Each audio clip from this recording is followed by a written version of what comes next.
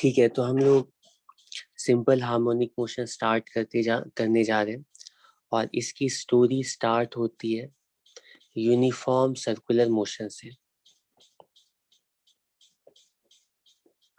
हम ऐसा बोलते हैं कि लेट अस इमेजिन कि हमारे पास एक पार्टिकल है जो कि बिल्कुल स्टार्टिंग से लेकर के एंड तक स्टार्टिंग से लेकर हमेशा के लिए एक सर्कुलर ट्रैक पे यूनिफॉर्म एंगुलर वेलोसिटी से मूव कर रहा है।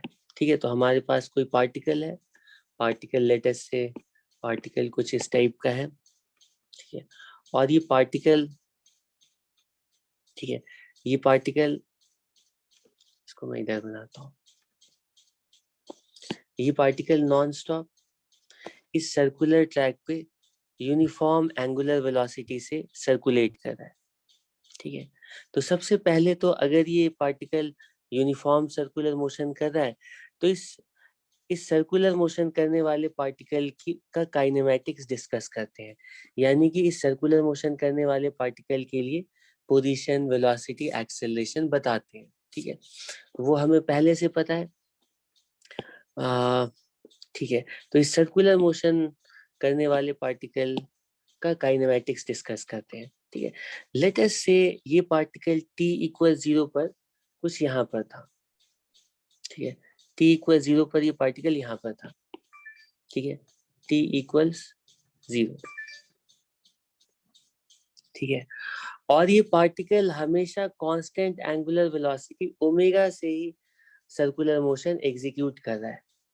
ठीक है, ये particle constant angular velocity omega से सर्कुलर मोशन कर रहा है। ठीक है, ये पार्टिकल ऐसे ओमेगा से, तो टी टाइम के बाद पार्टिकल की पोजीशन क्या होगी? तो टी टाइम के बाद लेटेस्ट से पार्टिकल कुछ यहाँ पर आ गया होगा।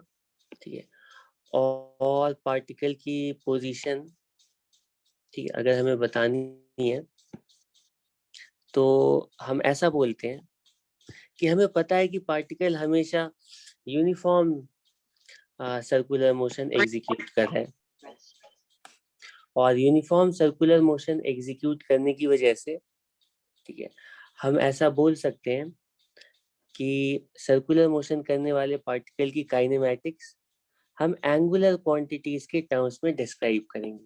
ठीक है, तो पोजीशन का मतलब होगा एंगुलर पोजीशन, वेलोसिटी का मतलब होगा एंगुलर वेलोसिटी, और एक्सेलरेशन का मतलब एंगुलर एक्सेलरेशन। तो पहले हम एंगुलर क्वांटिटीज इस सर्कुलर मोशन करने वाले पार्टिकल के लिए पता लगा लेते हैं, कोई प्रॉब्लम नहीं है।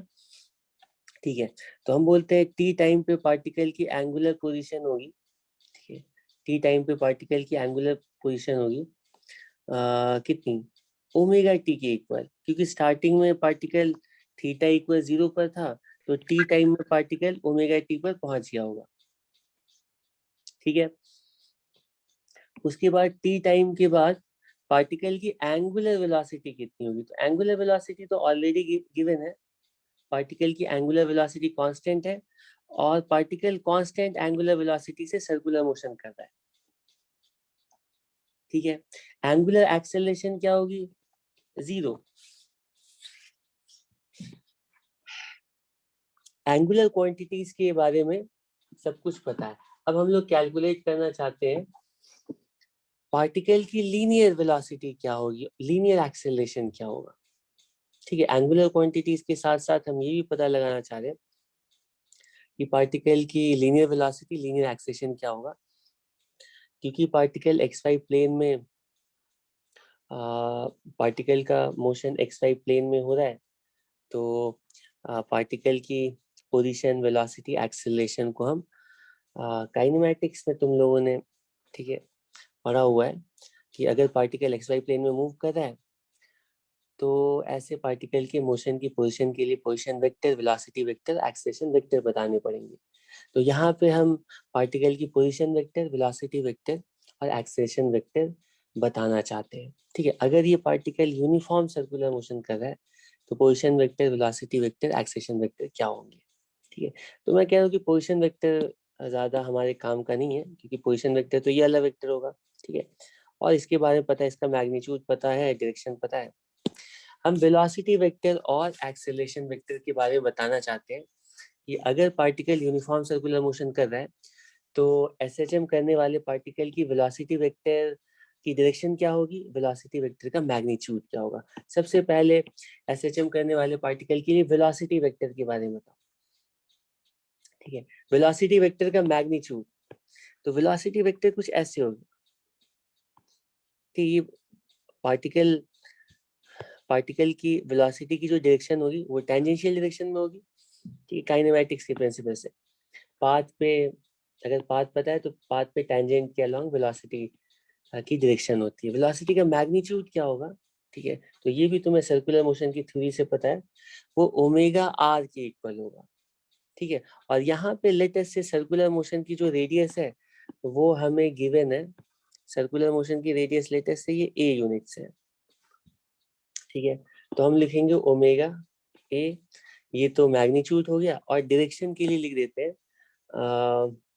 ये यूनिट वेक्टर हम लोगों ने डिफाइन किए थे पिछली बार सर्कुलर मोशन के केस में, तुम लोगों को याद है कि नहीं पता नहीं। ये यूनिट वेक्टर अलोंग टेंजेंट, तो ये कंप्लीट वेलोसिटी वेक्टर है टेंजेंशियल डायरेक्शन में। उसके बाद फिर हमें लिखनी है एक्सेलरेशन वेक्टर। एक्सेलरेशन किधर होगी, यूनिफॉर्म सर्कुलर मोशन के लिए, तो हमें पता है कि अगर कोई पार्टिकल सर्कुलर मोशन करता है तो उसके पास वेलोसिटी तो सिर्फ टेंजेंशियल डायरेक्शन में होती है ओमेगा आर के इक्वल, लेकिन एक्सेलरेशन दोनों डायरेक्शन में पॉसिबल होते हैं। एक टेंजेंशियल एक्सेलेरेशन होता है, एक सेंट्रीपिटल एक्सेलेरेशन होता है। टेंजेंशियल एक्सेलेरेशन की वैल्यू होती है d v upon d t, और या फिर आर अल्फा। ठीक है, अल्फा आर। ठीक है, उसी तरह सेंट्रीपिटल एक्सेलेरेशन की वैल्यू होती है v square by r linear quantity के टर्म्स में, या फिर ओमेगा स्क्वायर आर। ठीक है, तो क्योंकि पार्टिकल यूनिफॉर्म सर्कुलर मोशन कर रहा है, पार्टिकल की स्पीड चेंज नहीं कर रही है, या फिर अल्फा जीरो है, तो टेंजेंशियल एक्सेलेरेशन नहीं होगा। यूनिफॉर्म सर्कुलर मोशन के लिए सिर्फ एक एक्सेलेरेशन होगा, और वो होगा सेंट्रीपिटल एक्सेलेरेशन। ठीक है, तो एक्सेलेरेशन का मैग्नीट्यूड कितना होगा, वो एक्सेलेरेशन का मैग्नीट्यूड कितना होगा वो हम बता सकते हैं, ओमेगा स्क्वायर ए की इक्वल। किसी भी मोमेंट पे पार्टिकल कहीं भी पहुंच रहा है, पार्टिकल की एक्सेलेरेशन सेंटर की तरफ है, ओमेगा स्क्वायर ए के इक्वल, और वेलोसिटी टेंजेंट के अलोंग है, ओमेगा ए के इक्वल।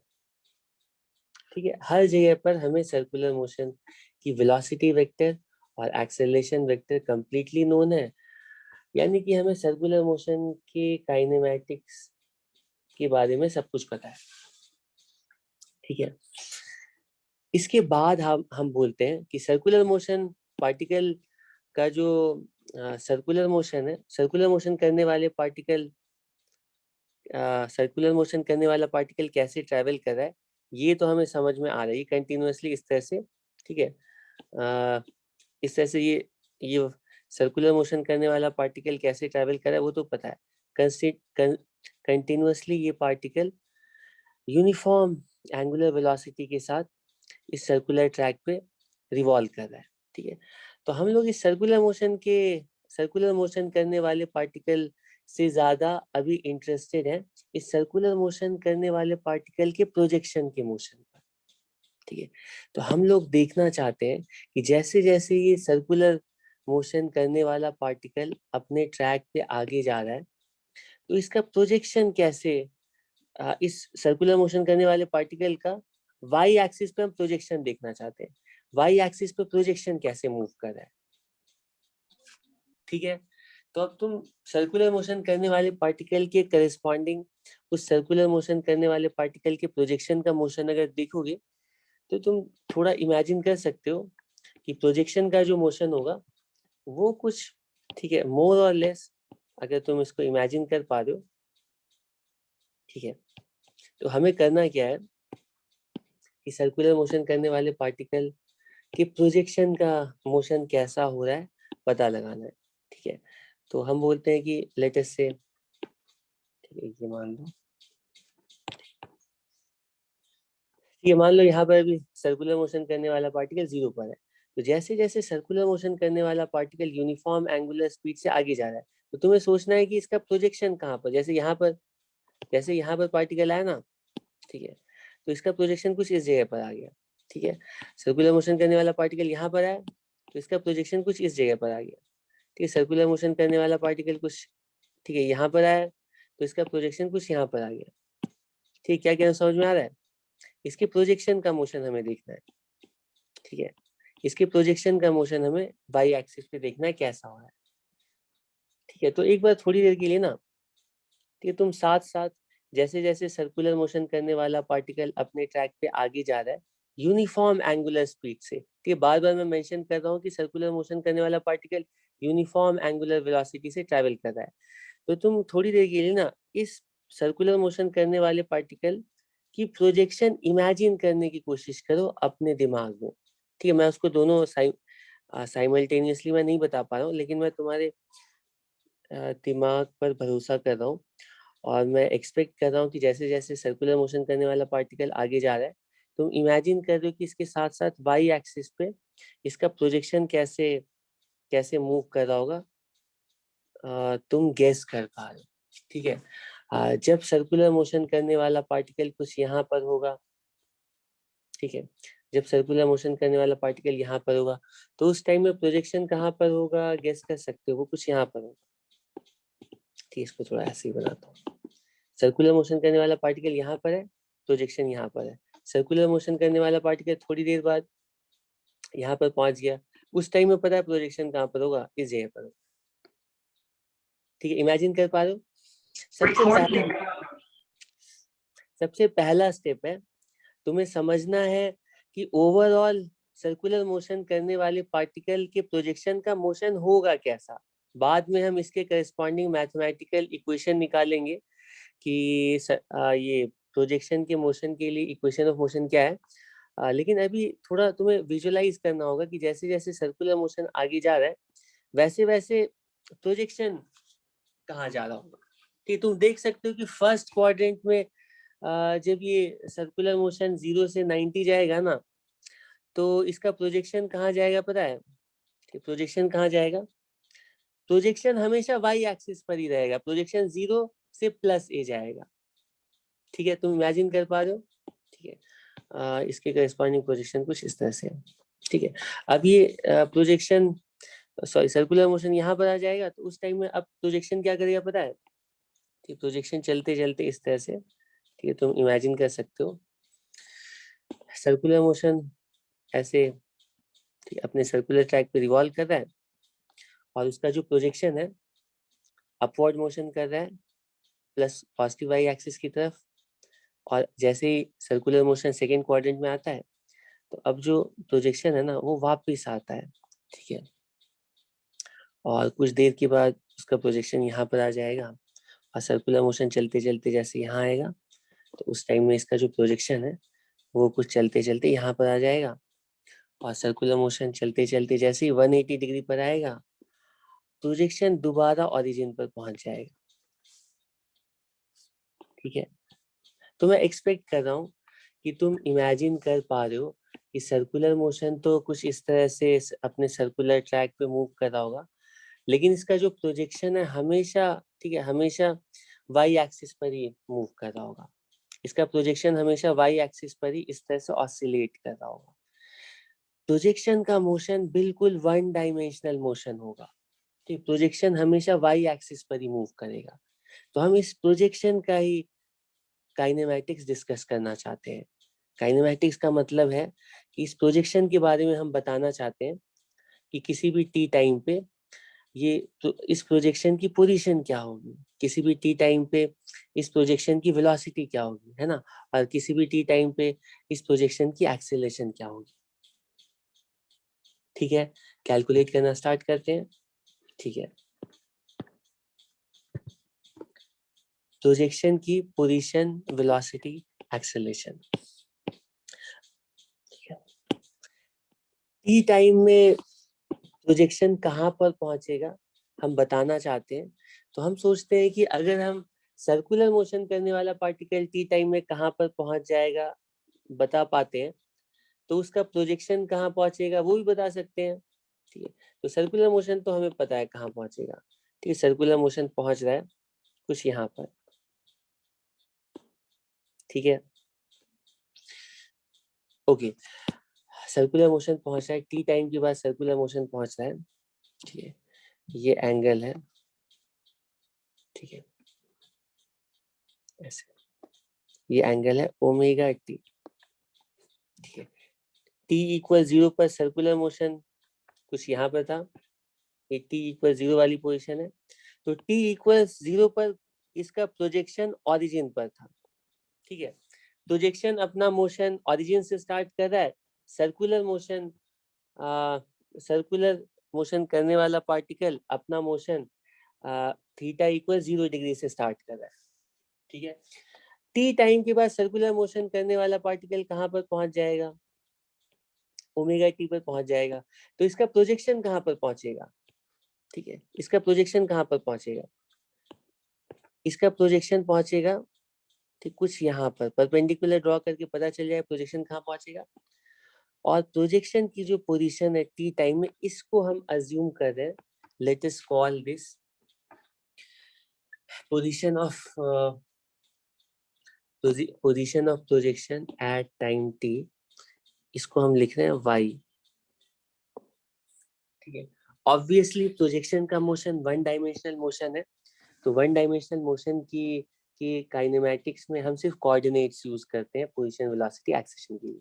ठीक है, तो हम बोलेंगे कि प्रोजेक्शन की पोजीशन बताने के लिए हमें प्रोजेक्शन का y कोऑर्डिनेट बताना पड़ेगा। ठीक है, तो y कोऑर्डिनेट कितना होगा वो कैलकुलेट करना कोई डिफिकल्ट काम नहीं है। हम बोलेंगे क्योंकि इसकी रेडियस ठीक है a है, तो ये वाली डिस्टेंस a है, और y कोऑर्डिनेट निकालने के लिए हम ऐसा बोलेंगे कि काम करते हैं, सर्कुलर मोशन करने वाले पार्टिकल से परपेंडिकुलर ड्रॉप किया और फुट ऑफ परपेंडिकुलर का नाम कुछ भी रख दिया, ये O है, सॉरी इसको M रख देते हैं, ओरिजिन O है और ये पॉइंट लेटर से P है। ठीक है, तो मैं कह रहा हूँ टी टाइम के बाद प्रोजेक्शन की जो पोजीशन होगी वो और कुछ नहीं, वो PM की लेंथ होगी। ठीक है, तो PM की लेंथ है, PM की लेंथ कितनी होगी वो इस राइट ट्रायंगल से तुम बता सकते हो कि वो वैल्यू और कुछ नहीं होगी, A साइन ओमेगा टी की इक्वल होगी।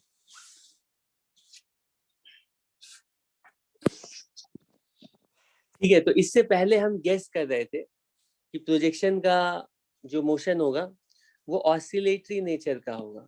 ठीक, सर्कुलर मोशन करने वाला पार्टिकल तो अपने ट्रैक पे यूं ठीक आगे चलता जा रहा होगा, लेकिन जो प्रोजेक्शन होगा ना वो वाई एक्सिस पे ऊपर नीचे टू एंड फ्रो मोशन करेगा। ठीक है, प्लस ए और माइनस ए के बीच में हम पहले गेस कर रहे थे कि प्रोजेक्शन प्लस ए और माइनस ए के बीच में ऑसिलेट करेगा।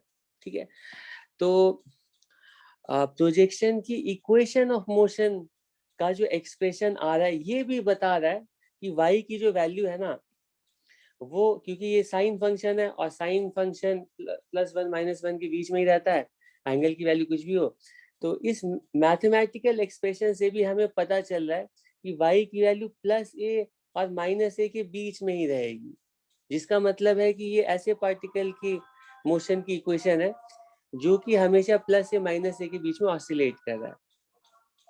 ठीक है, और किस तरह से ऑसिलेट कर रहा है, वो ए साइन ओमेगा टी से ऑसिलेट कर रहा है, बिल्कुल हार्मोनिकली ऑसिलेट कर रहा है। ठीक है, ठीक है, तो इसमें दो तीन टर्म्स हम बोलते हैं। हम बोलते हैं कि ऐसा पार्टिकल ठीक है जिसका मोशन कैसा भी हो, वो किसी पर्टिकुलर टाइम इंटरवल के बाद अगर मोशन अपने आप को रिपीट कर रहा है, अगर रिपीटिंग मोशन है तो उसको हम बोलते हैं पीरियोडिक मोशन। ठीक है, जितने टाइम पे मोशन रिपीट हो रहा है वो उस मोशन का पीरियोडिक मोशन का पीरियड कहलाता है। कि मोशन कैसा भी हो सकता है, मान लो कोई पार्टिकल ऐसे जा रहा है लेकिन फिर से दोबारा ऐसे ही जा रहा है, फिर से दोबारा ऐसे ही जा रहा है, अपने मोशन को रिपीट कर रहा है, ये पीरियोडिक मोशन हो गया। ठीक है, और पीरियोडिक मोशन के बाद हम बोलते हैं ऑसिलेटरी मोशन। तो पीरियोडिक मोशन का एक स्पेशल केस होता है जिसमें भी कि पार्टिकल किसी मीन पोजीशन के अबाउट, ठीक है, वो टू एंड फ्रो मोशन कर रहा होता है, ठीक है। तो अगर टू एंड फ्रो मोशन है तो उसको हम लोग ऑसिलेटरी मोशन कहते हैं, ठीक है। और इसमें और भी कन्वेंशन बना लेते हैं कि ऑसिलेशन बहुत फास्ट है तो उसको वाइब्रेशन बोल देते हैं, तो वो तो टर्मिनोलॉजी है। लेकिन पीरियोडिक मोशन क्या होता है, ऑसिलेटरी मोशन क्या होता है, और कोई भी ऑसिलेटरी मोशन होगा ना उसको हम लोग हार्मोनिक मोशन भी बोल सकते हैं, क्योंकि किसी भी ऑसिलेटरी मोशन को हम हार्मोनिक फंक्शन के टर्म्स में हमेशा एक्सप्रेस कर सकते हैं, ठीक है। ये तुम लोग आगे पढ़ोगे कि कोई भी ऐसा आगे, मतलब कि अगर तुम एडवांस स्टडीज करते हो तो हम किसी भी पीरियोडिक फंक्शन को sum of sine and cosine terms लिख सकते हैं। तो कोई भी अगर पीरियोडिक मतलब ऑसिलेटरी, जो एक ही पॉइंट के अबाउट ना ऑसिलेट कर रहा हूँ, तो उसको हम सम ऑफ साइन और कोसाइन के टर्म्स में यानी हार्मोनिक फंक्शंस के फॉर्म में लिख सकते हैं। तो ऑसिलेटरी मोशन का मतलब हो गया हार्मोनिक मोशन। और ऑसिलेटरी मोशन का भी स्पेशल केस आता है जिसमें कि हम अगर किसी पार्टिकल के मोशन को सिंपल साइनसॉइडल फंक्शन से एक्सप्रेस कर पाते हैं तो ऐसा मोशन सिंपल हार्मोनिक मोशन कहलाता है, ठीक है। हम देख सकते हैं कि किसी भी यूनिफॉर्म सर्कुलर मोशन करने वाले पार्टिकल के प्रोजेक्शन का मोशन हमेशा सिंपल हार्मोनिक मोशन होगा। उस पार्टिकल की पोजीशन क्या होगी टी टाइम में, हम बता सकते हैं वो ए साइन ओमेगा टी के इक्वल होगी, ठीक है। अब सिंपल हार्मोनिक मोशन करने वाले पार्टिकल के लिए ए क्या होगा, ओमेगा क्या होगा, टी तो टाइम है, और ओमेगा टी क्या होगा, तो इन सब का नाम होता है। पार्टिकल का मोशन सिंपल हार्मोनिक मोशन कहलाएगा क्योंकि मोशन को हम as a simple harmonic function of time के फॉर्म में एक्सप्रेस कर सकते हैं। तो इसमें ये जो ए है, ये जो ए है इसको हम लोग बोलते हैं, तो ये कहलाता है क्या, ये ए कहलाता है एसएचएम। तुम्हें लग रहा होगा ए तो रेडियस है, लेकिन हमें प्रोजेक्शन के लिए बताना है, ठीक है। प्रोजेक्शन का जो मोशन है, प्रोजेक्शन के लिए ए की क्या मीनिंग है, ए तो सर्कुलर मोशन के लिए रेडियस कहलाएगी ना, प्रोजेक्शन के लिए ए क्या कहलाएगी, तो ए का मतलब होगा मैक्सिमम डिस्प्लेसमेंट, और मैक्सिमम डिस्प्लेसमेंट को हम लोग बोले एम्पलीट्यूड, ठीक, amplitude of motion, amplitude of SHM, ठीक है। उसके बाद ओमेगा क्या है, ओमेगा टी क्या है, तो ये जो ओमेगा टी है ना, तुम बोलोगे ओमेगा टी तो angular position of particle executing circular motion है, लेकिन सर्कुलर मोशन के लिए तो ये एंगुलर पोजीशन क्या है, लेकिन एसएचएम करने वाले पार्टिकल के लिए ओमेगा टी का मतलब क्या होगा, ठीक है।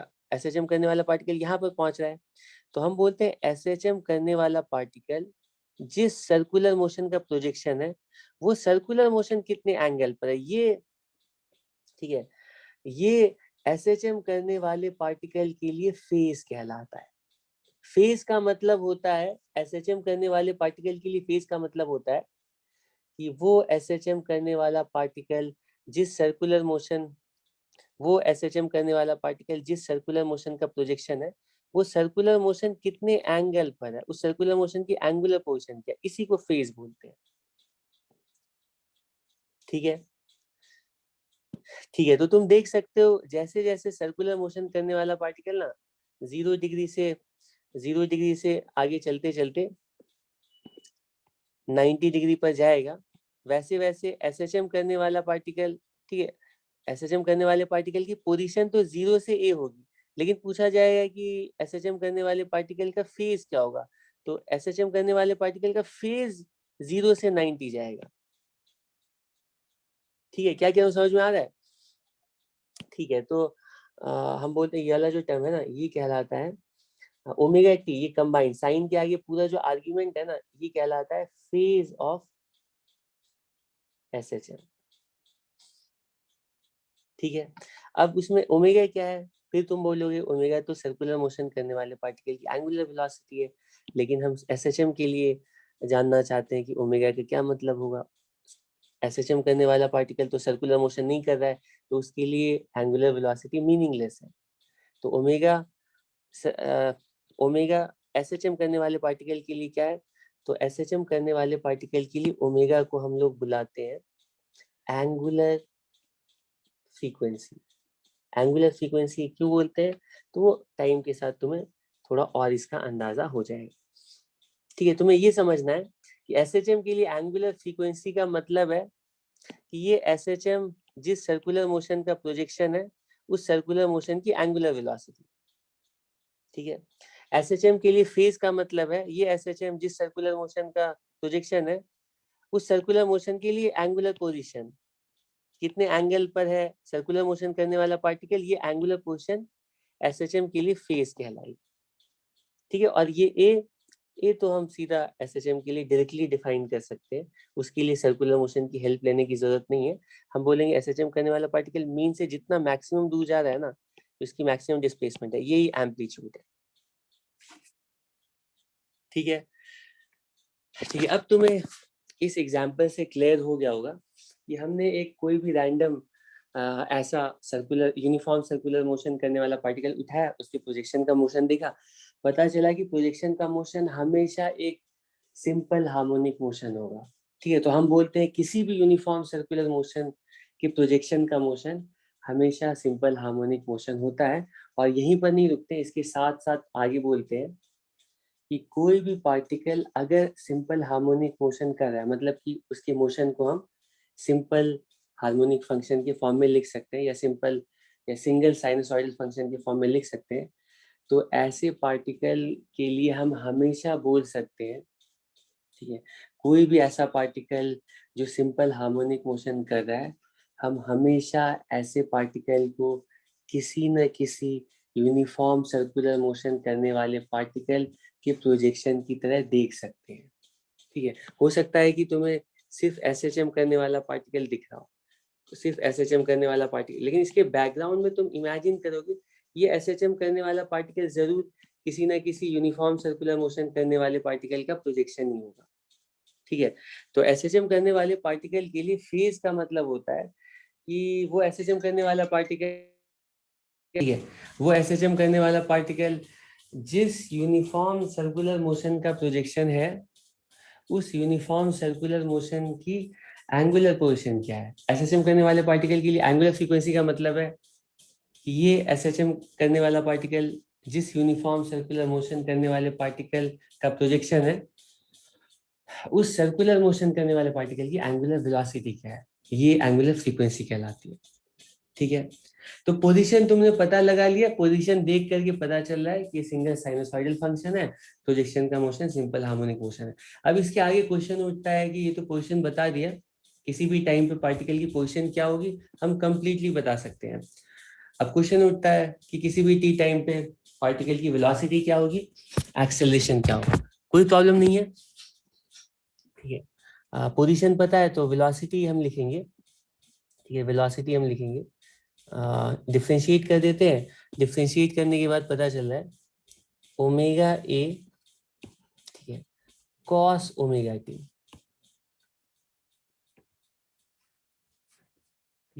टी टाइम पे वेलोसिटी क्या होगी इससे पता चलेगा।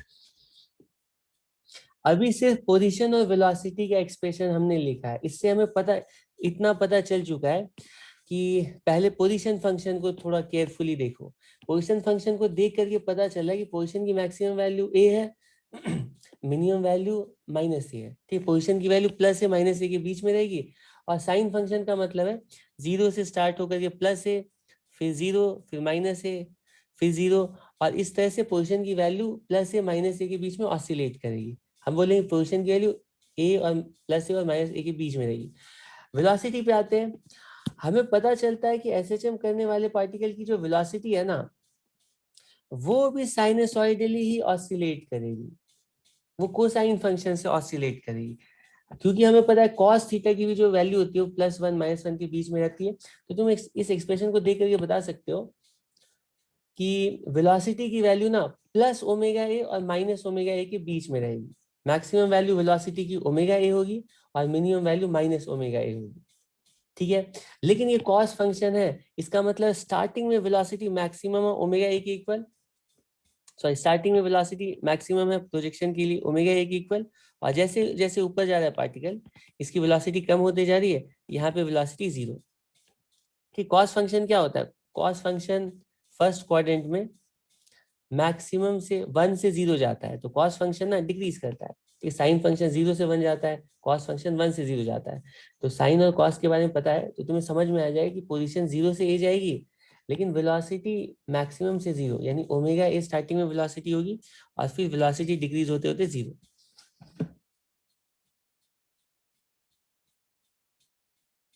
ठीक है, ठीक है। अब इसके बाद एक्सेलरेशन क्या होगा? ठीक है, ठीक है, एक्सेलरेशन क्या होगा, कैसे निकालेंगे? तो वेलोसिटी की वैल्यू पता है, फिर से ठीक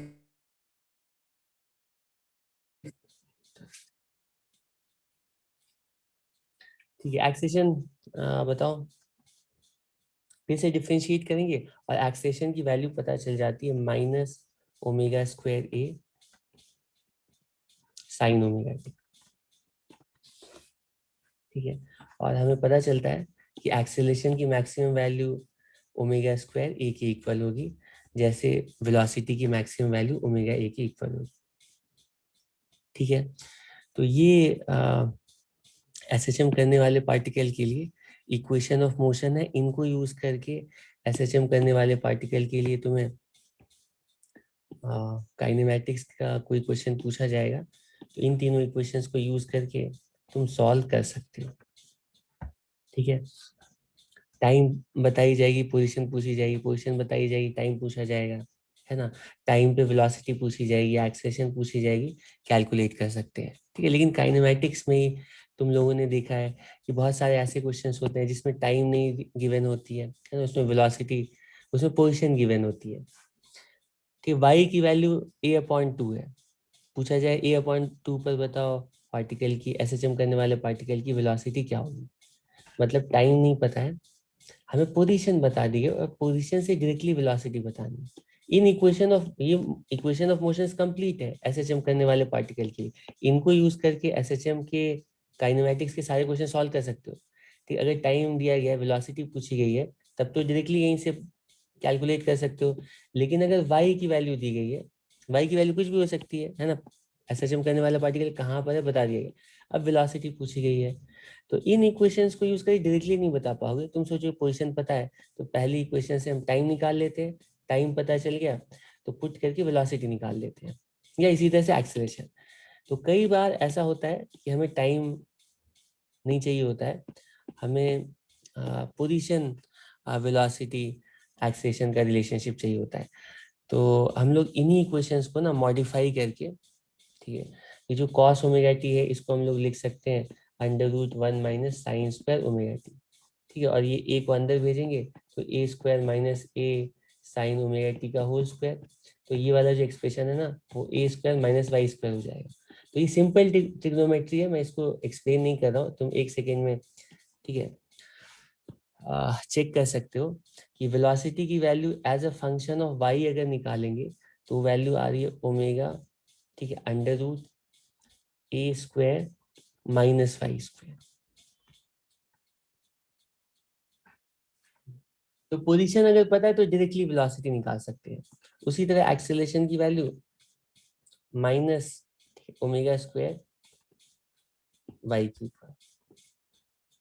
और ये सारी रिलेशनशिप्स इंपॉर्टेंट, इनको यूज करके ये कंप्लीट काइनेमैटिक्स है।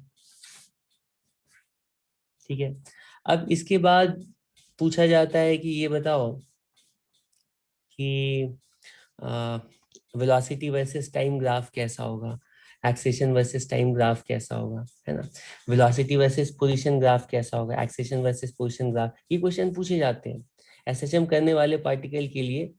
एसएचएम करने वाले पार्टिकल की पोजीशन वर्सेस वेलोसिटी ग्राफ बताओ, ठीक है, वेलोसिटी वर्सेस पोजीशन ग्राफ बताओ, ठीक है, ड्रॉ करो। उसी तरह acceleration versus position graph plot करो, ठीक है, वेलोसिटी वर्सेस टाइम प्लॉट करो।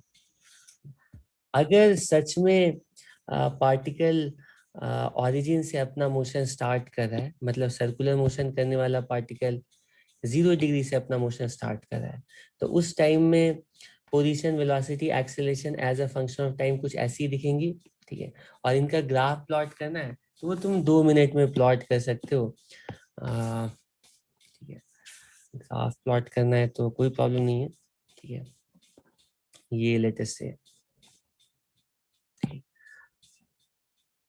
पोजीशन वर्सेस टाइम ग्राफ कैसा होगा, वो ए साइन ओमेगा, तो एक काम करते हैं, ए मान लो ये वाला पॉइंट प्लस ए है, ठीक है, और ये वाला पॉइंट माइनस ए है।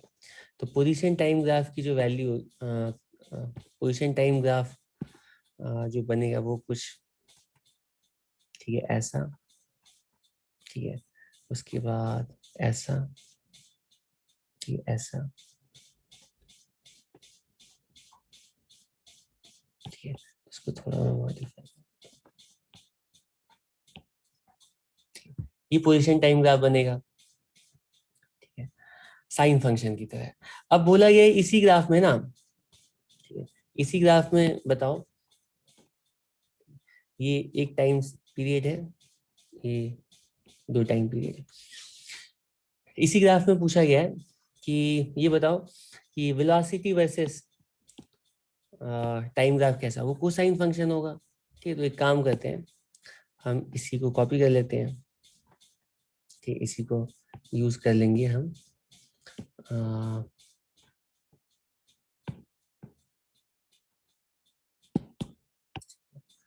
और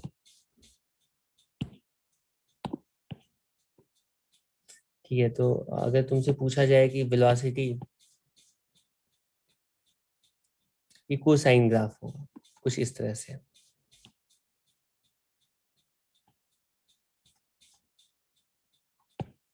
ठीक है। लेकिन इसमें एक प्रॉब्लम है कि इसका जो एम्पलीट्यूड होगा उसके में थोड़ी होगा, तो इसका एम्पलीट्यूड कि ओमेगा ए के इक्वल होगा, तो एम्पलीट्यूड इसका चेंज कर देते हैं थोड़ा, ठीक है। ये कोसाइन फंक्शन है, ठीक है। और यहीं पे अगर तुमसे पूछा जाए कि एक्सेलरेशन वर्सेस टाइम ग्राफ भी प्लॉट कर दो, तो भी प्लॉट कर सकते हो। एक्सेलरेशन वर्सेस टाइम ग्राफ में क्या है, ठीक है, आप प्लॉट कर सकते हो, है ना।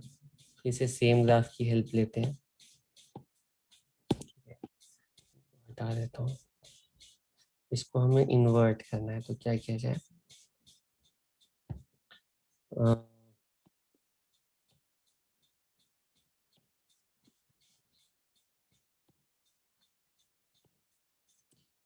तो माइनस ये ऐसा होगा कुछ, ठीक है। इसमें थोड़ा, इसमें इसको हम और ज्यादा ओमेगा स्क्वायर कुछ ऐसा हो गया, 2 यूनिट बढ़ा देते हैं ना, ये आ गया यहाँ पर। और ये वाला पार्ट तो इसको मैं हटाना चाहता हूँ,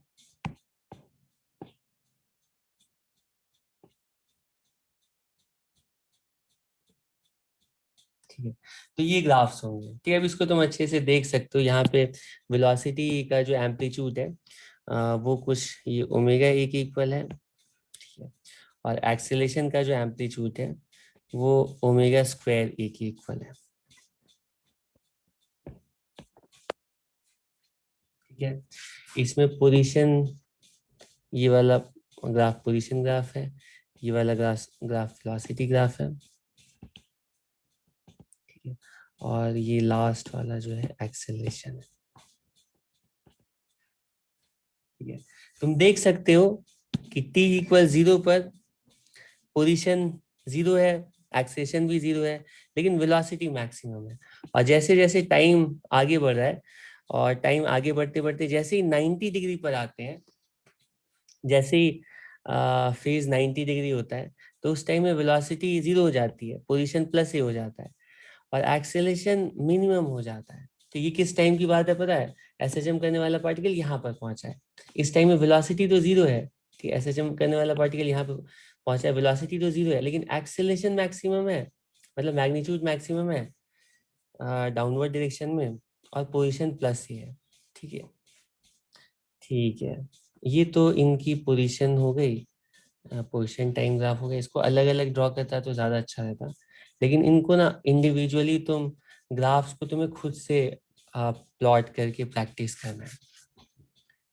ठीक है, इसके साथ साथ एसएचएम करने वाले पार्टिकल के लिए हम दो क्वांटिटीज और डिफाइन करते हैं, और वो है एसएचएम करने वाले पार्टिकल के लिए टाइम पीरियड, एसएचएम करने वाले पार्टिकल के लिए फ्रीक्वेंसी। तो टाइम पीरियड का मतलब होता है कि एक साइकिल एसएचएम करने वाले पार्टिकल को एक साइकिल कंप्लीट करने में कितना टाइम लगेगा, मतलब जहां से स्टार्ट किया दोबारा वो वहीं पर आ जाए एक साइकिल कंप्लीट करके, तो इस पूरे मोशन में कितना टाइम लगेगा। ठीक है, तो वो कैसे कैलकुलेट करेंगे, तो हम सोचते हैं कि एसएचएम करने वाला पार्टिकल जो है ना, वो है तो सर्कुलर मोशन का ही प्रोजेक्शन ना, तो एसएचएम करने वाले पार्टिकल को उतना ही टाइम लगेगा जितना कि सर्कुलर मोशन को एक साइकिल कंप्लीट करने में टाइम लगेगा। और सर्कुलर मोशन सिंपल मोशन है क्योंकि वो यूनिफॉर्म सर्कुलर मोशन है, उसकी इक्वेशन ऑफ मोशन सिंपल है। और एसएचएम करने वाले पार्टिकल की जो इक्वेशन मोशन है ना, इसमें एसएचएम करने वाले पार्टिकल के लिए जो इक्वेशन ऑफ मोशन है वो साइनसॉइडल फंक्शन है, इसको सॉल्व करना उतना सिंपल नहीं है। ठीक है, तो जब भी हमें टाइम पूछा जाएगा, ठीक है, जब भी हमें टाइम पूछा जाएगा तो हम हमेशा कोशिश करेंगे कि सर्कुलर मोशन को की हेल्प से एसएचएम करने वाले पार्टिकल का टाइम कैलकुलेट करें। ठीक है, एक साइकिल कंप्लीट करने का टाइम पूछा गया एसएचएम करने वाले पार्टिकल के लिए, एक साइकिल का हम टाइम, एक साइकिल कंप्लीट करने का टाइम हम कैलकुलेट करेंगे सर्कुलर मोशन करने वाले पार्टिकल के लिए। तो सर्कुलर मोशन तो यूनिफॉर्म सर्कुलर मोशन है, टाइम कैसे निकालेंगे, तो हम बोलेंगे यूनिफॉर्म सर्कुलर मोशन के लिए इक्वेशन ऑफ मोशन, जैसे तुम्हें स्ट्रेट लाइन मोशन में तुम्हें पता है कि अगर एक्सेलरेशन 0 होती है, अगर एक्सेलरेशन होती है तो हमारे पास तीन इक्वेशन ऑफ मोशन होते हैं, v equals u plus at, s equals ut plus half at square, v square minus u square equals 2as। ये तीनों इक्वेशन मिल करके एक इक्वेशन बन जाते हैं अगर एक्सेलरेशन 0 है, और वो इक्वेशन होती है s equals vt, displacement equals velocity time बोलो इसको, या तो distance equals speed into time बोलो, अगर अगर एक्सेलरेशन 0 है तो ये एक इक्वेशन है। ठीक है, इसी से यही एक इक्वेशन ऑफ मोशन है, इसी से हम सारी क्वांटिटीज कैलकुलेट करते हैं।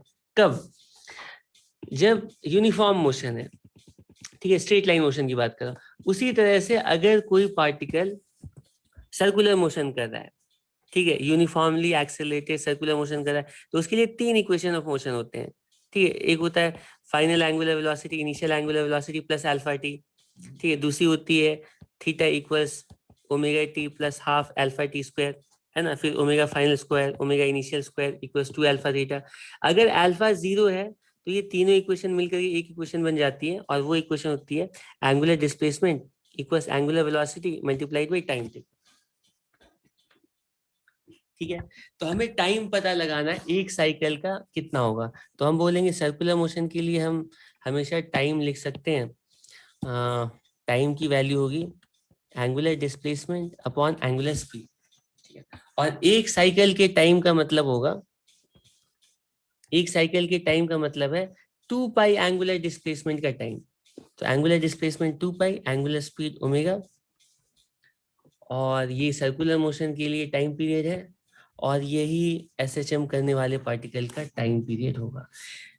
इसका मतलब है कि हमें सिर्फ अगर टाइम पीरियड कैलकुलेट करना है एसएचएम करने वाले पार्टिकल के लिए, तो सिर्फ एसएचएम करने वाले पार्टिकल की एंगुलर फ्रीक्वेंसी चाहिए। एंगुलर फ्रीक्वेंसी पता है तो टाइम पीरियड पता है।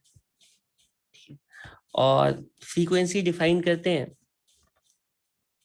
कि एक सेकेंड में कितने साइकिल्स कवर करेगा। ठीक, तुम्हें पता होना चाहिए। मान लो कि टाइम पीरियड का मतलब क्या है, एक साइकिल का टाइम, तो एक साइकिल का टाइम अगर मान लो 0.2 सेकेंड आ रहा है, तो एक सेकेंड में कितना साइकिल होगा। ठीक, हम बोलेंगे 0.2 सेकेंड में एक साइकिल, एक साइकिल। ठीक है, तो एक सेकेंड में कितना साइकिल, 1/0.2, है ना, साइकिल्स। ऑब्वियसली एक सेकेंड में कितना साइकिल होगा वो 1 अपॉन टाइम पीरियड के इक्वल होगा, और इसकी वैल्यू होगी ओमेगा अपॉन 2 पाई के इक्वल। ठीक है, तो हमें ओमेगा चाहिए। अगर ओमेगा पता है तो अगर ओमेगा पता है तो हमें फ्रीक्वेंसी भी पता है और टाइम पीरियड भी पता है। ठीक है, इसमें कोई प्रॉब्लम नहीं है। ठीक है, तो इसके बाद अगला पॉइंट है